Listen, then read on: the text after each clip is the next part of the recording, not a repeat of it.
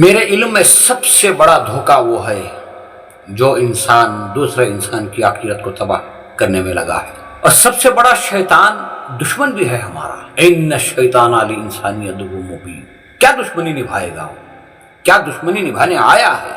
وہ صرف راہ حق سے بھٹکانے کے لیے آیا ہے۔ اللہ اور بندے کے درمیان جو تعلق ہے اس کو کاٹ دیا جائے، اور اس کی اتباع میں آ کر اگر آپ کا کوئی ایسا دوست بھی ہے یا رہبر بھی ہے جو صرف دنیا کی حد تک آپ کو نفع کی باتیں بتاتا ہو، آخرت کے اعتبار سے کوئی معلومات نہیں کرواتا، اللہ سے ملنے کا جو راستہ ہے اس راستے کی طرف نہیں لے جاتا، چاہے وہ دوست ہو یا رہبر ہو، یہ بات میں اللہ کو گواہ رکھ کے کہہ رہا ہوں، وہ آپ کا بڑا دشمن ہے۔